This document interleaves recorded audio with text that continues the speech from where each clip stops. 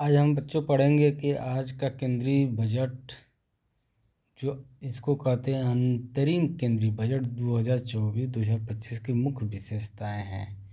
जो भाग 2 है, उसके बाद जो भाग 2 है उसी में ही तो मेन मुद्दा बातें होती है, जो परियोजना योजना की बातें। और उसमें एक में तो उसमें केंद्र सरकार जो अपना करती है उसके बारे में रहता है। तो आज हम पढ़ेंगे कि इसके बारे में क्या क्या पढ़ेंगे। देखिए, पहले बारे में हम इसके जानेंगे कि इसके बारे में कि अंतरिम बजट के बारे में अधिक से अधिक जानकारी जानेंगे। ठीक है, कि अंतरिम बजट के बारे में अधिक जानकारी जानेंगे कि क्या क्या होती है। और ये बच्चों, सबसे पहले दोस्त दोस्त बच्चों तो नहीं, मेरे दोस्त हो सब लोग, आप लोग तो आप लोग जानिए कि तो मैं जो आप लोग को दिखाई दे ही रहा होगा कि इसमें जो ब्लैक कलर के निशान है ये सब मिन नोट्स बनाने का काम आएगा। यही आपके मिन एग्जाम में काम आएगा। कभी भी अगर आपको, जैसे मैं पढ़ाता हूँ, तो वो नोट्स ही आपको याद कर लेना पड़ेगा। ठीक, ओके भाई। देखिए, अंतरिम बजट नियमित वार्षिक, इसको बोलते हैं नियमित वार्षिक बजट से अलग है। एक चुनावी वर्ष में प्रस्तुत किया जाता है। 2024 लोकसभा के लिए चुनावी वर्ष है। अब केंद्रीय बजट के अनुमान के अनुसार केंद्रीय बजट के समान इस पर लोकसभा में बहस होती है, और यह पूरे वर्ष में वर्ष के लिए वैध है रहता है, भले ही यह लगभग 24 महीने के लिए एक संक्रमणकालीन व्यवस्था के रूप में काम करने के लिए होता है। आमतौर पर लेखानुदान के रूप में, इसको बोलते हैं लेखानुदान के रूप में जाना जाता है। यह नई सरकार के कार्यभार के लिए होता है। जो नई सरकार होती है उसके कार्यभार के संभालने तक एक विशिष्ट व्यय को अधिकृत करता है। इसका मुख्य बात देखोगे, अगर हम संविधान में देखेंगे तो संविधान में अनुच्छेद 116 है, तत्काल व्यय की आवश्यकताओं को पूरा करने के लिए है। बोलते हैं तत्काल व्यय की आवश्यकताओं को पूरा करने के लिए ये भारत के संचित निधि से धन के अग्रिम आवंटन की अनुमति देता है। ठीक है, अब सबसे बात की जो मैं ये लाइन खींच रहा हूँ इसको आप नोट करके रख लेना है। यह जैसे नियमित वार्षिक बजट से अलग है, ये चुनावी वर्ष में प्रस्तुत किया जाता है। ये अंतरिम बजट के बारे में है, जान जाइए। ठीक है, ओके। अब हम लोग चलते हैं कि बजट का क्षेत्र, और बजट का क्षेत्र देखेंगे कहाँ, बजट का क्षेत्र कहाँ है, श्रेणीवार फोकस देखेंगे। ठीक है, तो पहले हम देखेंगे कि इसका पहलू क्या है, विवरण के भी बारे में देखेंगे। देखिए कि ये सामाजिक न्याय और गरीबों के लिए है। क्या क्या है सामाजिक न्याय और गरीबों के लिए, क्या क्या व्यवस्था की गई है। इसमें फोकस क्षेत्र है मुख्य। देखिए, प्रधानमंत्री का ध्यान गरीब, महिलाएं और युवा को, अन्नदाता किसान को उत्थान पर है।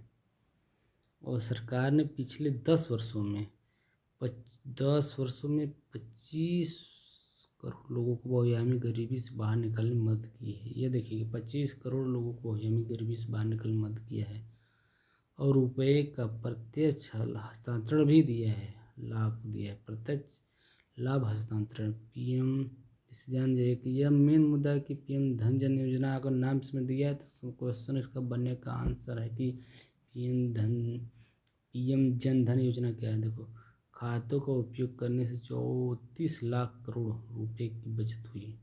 सरकार ने 2.7 लाख करोड़ रुपये जो खर्च किया था उसमें से 34 लाख रुपये बचत हुआ था।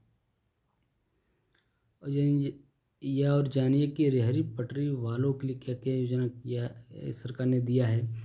पीएम स्वनिधि ने 78 लाख रेहड़ी पटरी वालों को दिया था, जो ऋण सहायता प्रदान करने के लिए, जिनमें यह देखिए 2.3 लाख तीसरी बार ऋण मिला था। गुड। उसके बाद देखिए, पीएम जनधन योजना के बारे में जान जाते हैं कि पीएम जनमत योजना क्या है। पीएम जनमत योजना ये विशेष रूप से कमजोर आदिवासी समूहों पीबीटीजी के विकास में सहायता करती है। पीएम विश्वकर्मा योजना जो 18 व्यवसायों में जान जाए कि पीएम विश्वकर्मा योजना 18 व्यवसायों में लगे कारीगरों शिल्पकारों को अंत तक सहायता प्रदान करती है। और पीएम और इसके बारे में हम आते हैं कि ये जो किसानों के लिए अन्नदाता का कल्याण क्या है। किसानों के लिए अन्नदाता का कल्याण क्या क्या है। पीएम किसान सम्मान योजना लगभग 12 करोड़ किसानों को वित्तीय सहायता प्रदान किया था। और पीएम फसल बीमा योजना के तहत 4 करोड़ किसानों को फसल बीमा दिया गया था।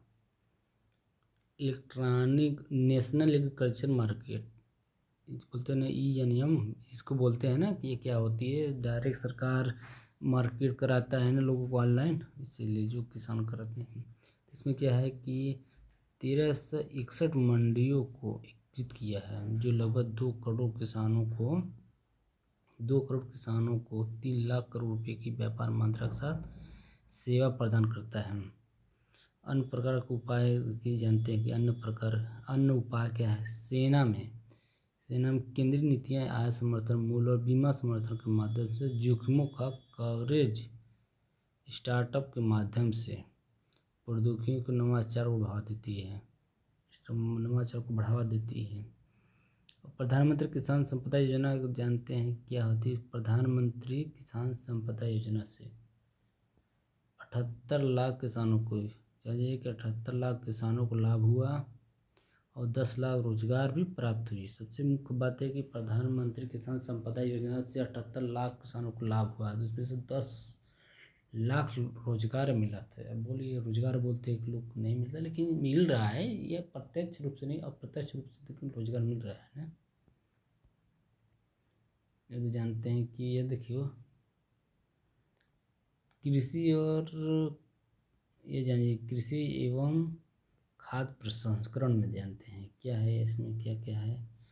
प्रधानमंत्री ने किसान संपदा योजना को तो बता दिए हमने को। प्रधानमंत्री सूक्ष्म खाद्य प्रसंस्करण उद्यम औपचारिकरण जानते हैं।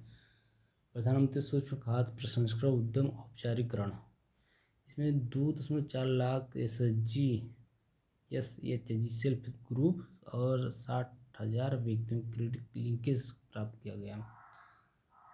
और उसमें जानते हैं अन्य उपाय। विभिन्न फसलों को नैनो DAP का मतलब होता है कि अनुप्रयोग नैनो DAP के अनुप्रयोग का आत्मनिर्भर तिलहन अभियान रणनीति बनाई जाएगी। खुरपा मुहप्पा रोग नियंत्रण जानते। खुरपा मुहप्पा रोग नियंत्रण और दुधारू पशु की उत्पादकता बढ़ाने के लिए डेयरी विकास क्रम बनाया जाएगा। जैली कृषि उत्पादकता को बढ़ाने के लिए क्या क्या किया गया कि जैली कृषि उत्पादकता के लिए निर्यात दोगुना करने और अधिक रोजगार के लिए अवसर पैदा करने के लिए प्रधानमंत्री मत्स्य संपदा योजना का विस्तार किया गया था। निर्यात को दोगुना करने के लिए अधिक रोजगार के लिए प्रधानमंत्री मत्स्य संपदा योजना के विस्तार किया था। तो 5 इंटीग्रेट एक्वा पार्क स्थापित किए जाते हैं। इसका ये फसल बीमा बजट 2023 व्यय 41% बढ़ाने का लक्ष्य 4 करोड़ किसानों को फायदा हुआ। जानते हैं कि corporation insurance outlay on the rise.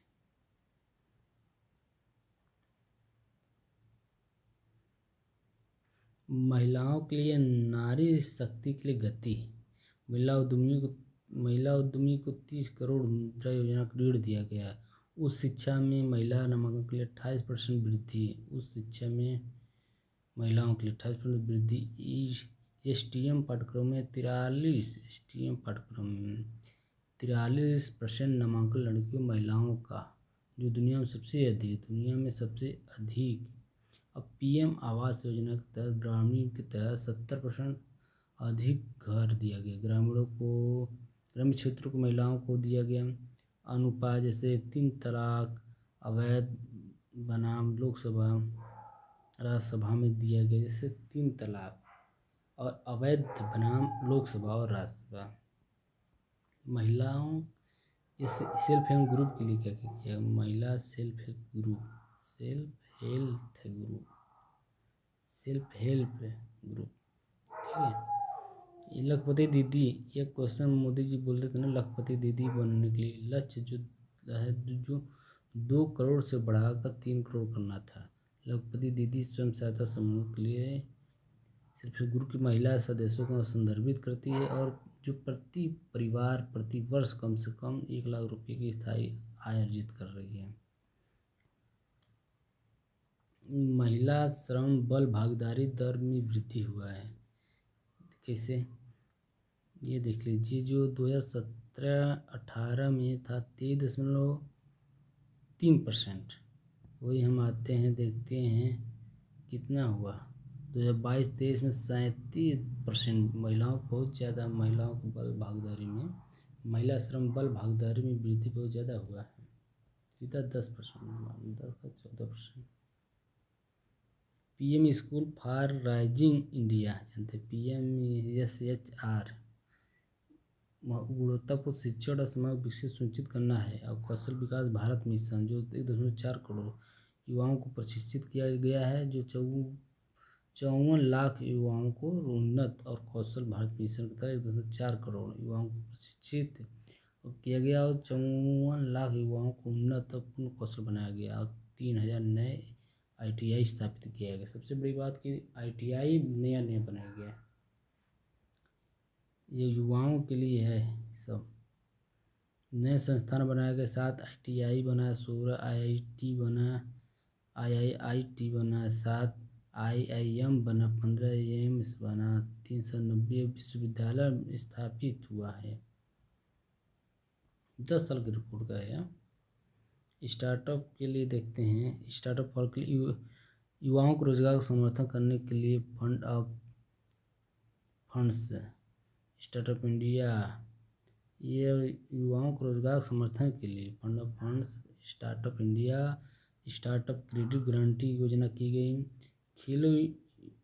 खेलों में युवा 2023 में एशियाई खेलों में और एशियाई पैरा खेलों में अब तक सर्वोच्च पदक हासिल हुआ है। शतरंज के प्रतिभाशाली जानते हैं, प्रतिभाशाली प्रज्ञान लाल। क्वेश्चन आएगा कि ये कौन है? प्रज्ञानंद, ये जो शतरंज के प्रतिभाशाली शतरंज के खिलाड़ी हैं, जो 23 में विश्व चैंपियन में मैग्नस कार्लस के खिलाफ। जान जाइए कि मैग्नस कौन है? मैग्नस कार्लसन के खिलाफ प्रतिभा का प्रदर्शन किया था और जो भारत में अब 80 से अधिक शतरंज ग्रैंड मास्टर जो 20 से अधिक की तुलना में महत्वपूर्ण है। ये क्वेश्चन है कि जो 20 से अधिक की तुलना में अधिक महत्वपूर्ण 2010 से। PM आवास योजना के बारे में जानेंगे। PM आवास योजना का क्या हुआ? कोविड चुनौती के बाद PM आवास योजना ग्रामीण के तहत 3 करोड़ घरों का लक्ष्य जल्दी हासिल किया गया। अगले 5 वर्षों में 2 करोड़ और घर बनाए गए। मध्य वर्ग को अपना घर खरीदने बनाने की प्रोत्साहित करने के लिए मध्यम वर्ग के लिए आवास योजना शुरू की गई थी। मध्यम वर्ग को अपना घर बनाने के लिए आवास योजना शुरू की गई थी। नवीकरणीय योजना के तहत देखेंगे क्या है। नवीकरणीय योजना के तहत 2070 तक नेट जीरो करना है, हासिल करने की प्रतिबद्धता है। पवन ऊर्जा व्यवहार्यता के अंतर्गत कोयला गैसीकरण द्रवीकरण क्षमता स्थापित करना है। CNG PNG और संपीड़ित बायोगैस का चरणबद्ध अनिवार्य मिश्रण है। बायोमास एकत्रीकरण मशीनरी की खरीद के लिए वित्तीय सहायता की जाएगी। पर्यावरण अनुकूलन विकल्पों का समर्थन करने के लिए बायो मैन्युफैक्चरिंग और बायो बाउंड्री की एक नई योजना शुरू की जाएगी। ठीक है। रूफटॉप सोलराइजेशन ऑफ मुफ्त बिजली, जानते हैं रूफटॉप सोलराइजेशन और मुफ्त बिजली का है। ये रूफटॉप छत के ऊपर जो लगाए जाते हैं सोलर एनर्जी वाला फ्री, उसके लिए मुफ्त बिजली होगा ना। रूफटॉप सोलराइजेशन के माध्यम से 1 करोड़ परिवारों को हर महीने 300 यूनिट मुफ्त बिजली मिलेगा। प्रत्येक परिवार को रुपये बचाने की उम्मीद से 15,000 से 18,000 सालाना बचत होगी। प्रधानमंत्री उज्ज्वला योजना के तहत PMUY के घरों में 10 करोड़ LPG कनेक्शन जारी करके स्वच्छ खाना पकाने का ईंधन बनाया गया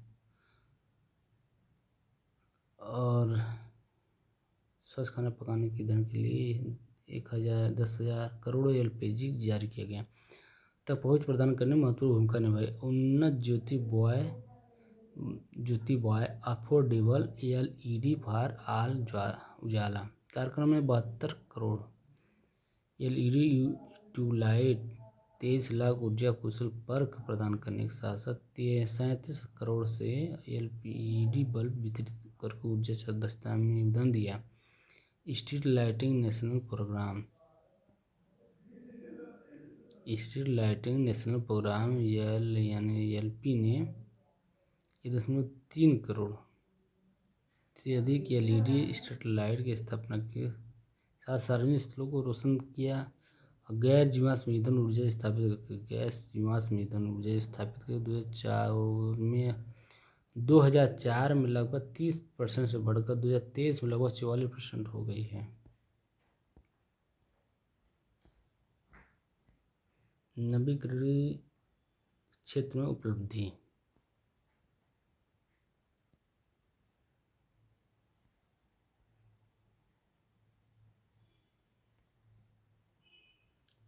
सोलर पावर ग्रिड था 2023-24 में 4,970 करोड़ लगा था, वही 2024-25 में 8,500 करोड़ लगा गया है। नेशनल ग्रीन हाइड्रोजन मिशन में क्या होता है? 2023-24 में 297 करोड़, 2024-25 में या 600 करोड़ लगेगा इसके ऊपर हाइड्रोलिक मिशन के लिए।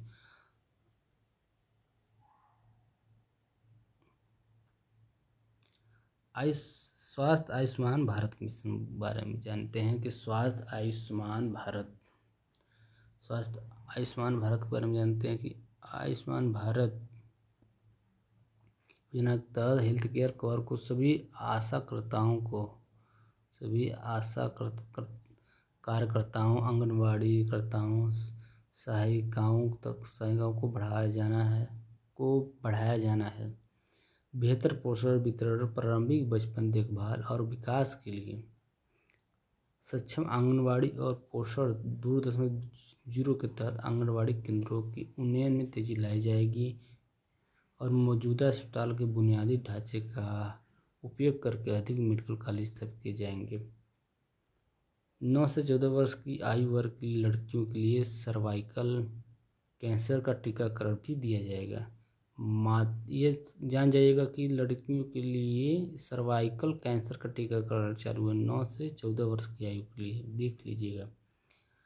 मातृ एवं शिशु स्वास्थ्य देखभाल के लिए क्या हुआ है? मातृ शिशु स्वास्थ्य देखभाल के लिए कार्यान्वयन में तालमेल के लिए विभिन्न योजनाओं के लिए एक व्यापक कार्यक्रम के तहत लाया जाएगा। टीकाकरण के प्रबंधन के लिए मिशन इंद्रधनुष के गहन प्रयासों के लिए यूविन प्लेटफॉर्म शुरू किया गया है। अनुसंधान और नवाचार में रुपये का एक कोष, artificial intelligence, blockchain, quantum computing, robotics जैसी उभरती प्रौद्योगिकी के लिए लंबी अवधि के वित्त पोषण या पुनर्विचार और कम से कम शून्य ब्याज दरों के लिए 50 साल के लिए ब्याज मुक्त ऋण के साथ 1 लाख करोड़ रुपए की स्थापना की जाएगी। रक्षा उद्देश्यों के लिए डीप टेक प्रौद्योगिकी को मजबूत करने के लिए आत्मनिर्भरता में तेजी लाने के लिए एक नई योजना शुरू की जाएगी। आधारभूत संरचना के लिए जानते हैं क्या है आधारभूत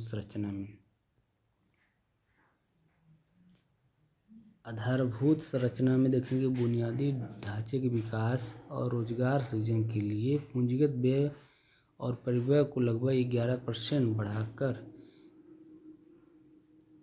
11,000 कितना किया गया है 11% बढ़ाकर लगभग 11 लाख 11,111 करोड़ रुपए का GDP में 3.4% की लगाया गया है। आधारभूत संरचना में बहुत ज़्यादा 11 लाख, बहुत इतना तो होना चाहिए, 11 लाख करोड़ मानो डायरेक्ट।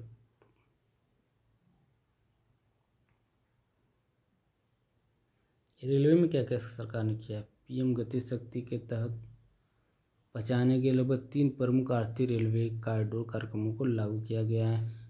40,000 समान रेल बोगियों को वंदे भारत मानकों का रूप बदला गया है। और मेट्रो रेल और नमो भारत के माध्यम से शहरी परिवर्तन को बढ़ावा देना। विमान क्षेत्र में क्या क्या हुआ? उड़ान योजना के तहत देश में हवाई अड्डों की संख्या दोगुनी होकर 149 हो गई है। 517 नए मार्ग 1 करोड़ से अधिक यात्रियों को ले जाती है। भारतीय विमान कंपनियों ने 1000 से अधिक नए विमानों का ऑर्डर दिया है। पर्यटन क्षेत्र में क्या क्या हुआ परिवर्तन? राज्यों को प्रतिष्ठित पर्यटन केंद्रों का व्यापक विकास करने के लिए प्रोत्साहित किया जाएगा। स्थापित की जाने वाली सुविधाओं सेवाओं गुणवत्ता के आधार पर पर्यटन केंद्रों की रिपोर्टिंग के लिए रूपरेखा की जाएगी। समान आधार पर ऐसे विकल्प विकास के वित्त पोषण के लिए राज्यों को दीर्घकालिक ब्याज मुक्त ऋण प्रदान किया जाएगा। लक्षद्वीप सहित द्वीपों की बंदरगाह कनेक्टिविटी पर्यटन बुनियादी ढांचे सुविधाओं के लिए परियोजना शुरू की जाएगी।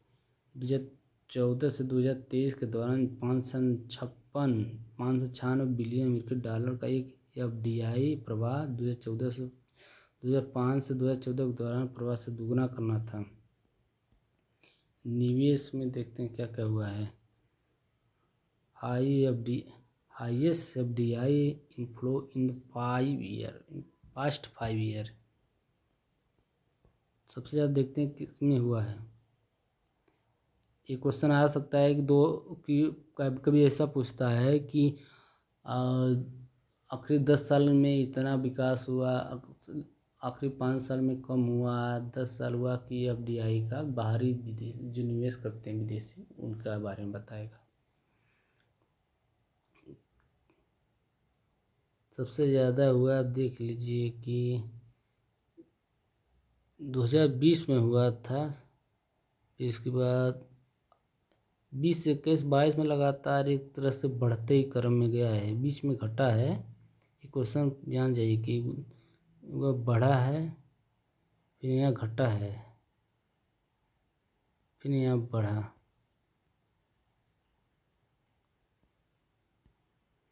ये जान जाइएगा।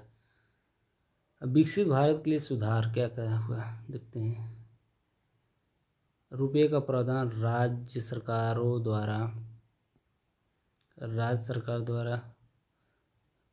द्वारा मील के पत्थर के लिए जुड़े सुधारों का समर्थन करने के लिए 50 वर्षीय ब्याज मुक्त ऋण के रूप में 50,000 राज्य सरकारों के द्वारा मील के पत्थर के रूप में राज्य सरकारों द्वारा मील के पत्थर से जुड़े सुधारों का समर्थन करने के लिए 50 वर्षीय ब्याज दर मुक्त ऋण के रूप में 75 करोड़ रुपये का प्रस्ताव है। विकसित भारत के लिए सुधार क्या हुआ? विकसित भारत के लिए सुधार बजट का विकास मंत्र सबका साथ सबका विकास और सबका विश्वास के साथ पूरे देश के लिए सबका प्रयास दृष्टिकोण है। विकसित भारत के लिए सुधार में देखते हैं कि बजट का विकास मंत्र सबका साथ सबका विकास सबका विश्वास सब पूरे देश में है, दृष्टिकोण है। उसके बाद इसमें समावेशिता के सभी तत्व शामिल होंगे, जैसे सामाजिक समावेशिता समाज के सभी वर्गों को कवरेज के माध्यम से, भौगोलिक समावेशिता देश के सभी क्षेत्रों के विकास के माध्यम से है।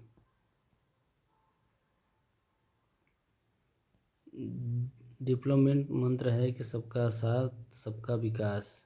यहाँ देखिए डेवलपमेंट मंत्र है सबका साथ सबका विकास, कम्प्रहेंसिव डेवलपमेंट ऑफ ऑल, सबका साथ सबका विकास सबका विश्वास। इसमें है कि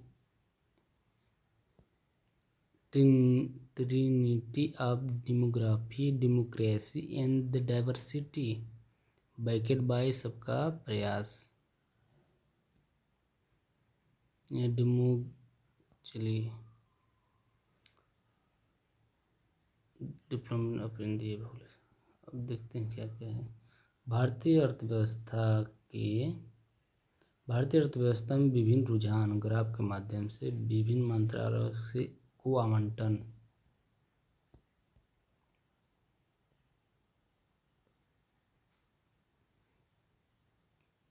मिनिस्ट्री ऑफ डिफेंस को सबसे ज़्यादा दिया गया है 6.2%। मिनिस्ट्री ऑफ रोड ट्रांसपोर्ट को दिया गया हाईवे वाले को 2.78%। रेलवे को दिया गया 2.255। वही फूड पब्लिक डिस्ट्रीब्यूशन को 2.13। होम अफेयर को दिया गया 2.03। रूरल डेवलपमेंट को दिया गया है 1.177। फर्टिलाइजर केमिकल एंड फर्टिलाइजर को 1.68 दिया गया है। एलोकेट इन लाख करोड़ में है, याद रखिए। राज्य और व्यय के विवरण, राजस्व और व्यय वितरण।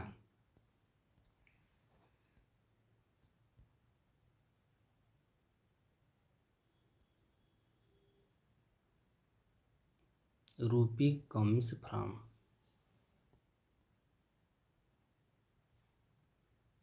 4%। कस्टम को GST and other tax 18%। Corporation tax 17%। Union excise duty 5%। Income tax 19%। Non डेब्ट कैपिटल रिसेप्शन 1%, सबसे कम। उसके बाद non tax receipt 7%। Borrowing and other liabilities में 28%। इंटरेस्ट पेमेंट में 20%। सेंट्रली स्पॉन्सर्ड स्कीम में 8%। सब्सिडीज में 6%। डिफेंस में 6%, 8%। डिफेंस में 8% है। सेंट्रल सेक्टर स्कीम में 16%। Financial commission and other transfer में 8%। Pension 4%। State share of tax and duty 20%। Other expenditure में 9%। उड़ाइए 100 रुपये के रुपये से मानकर जानो किसमें कितना बटा है। सबसे ज़्यादा किसमें बटा देख लीजिए। स्टेटमेंट हेयर टैक्स में 20%। जीएसटी ये जो उधार ब्याज से जो आती है बारविंग इन अदर लाइबिलिटीज में 28%। पेमेंट इंटरेस्ट में 20% है। दो जगह 20-20, एक जगह 28। ठीक। केंद्र सरकार का व्यय,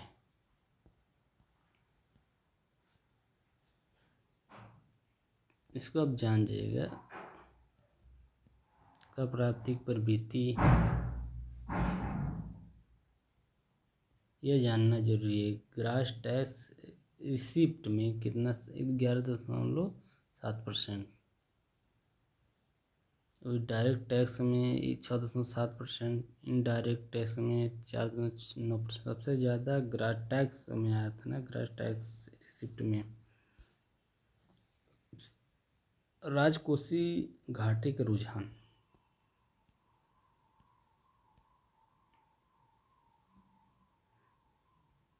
ट्रेंड इन डिफिसिट में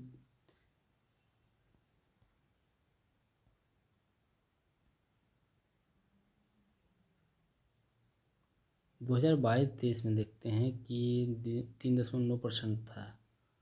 वही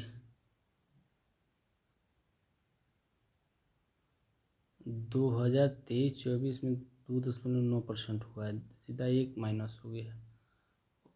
बजट एस्टीमेट जानते हैं 2023-24 में रिवाइज एस्टीमेट में 2.8% घटते जा रहा है।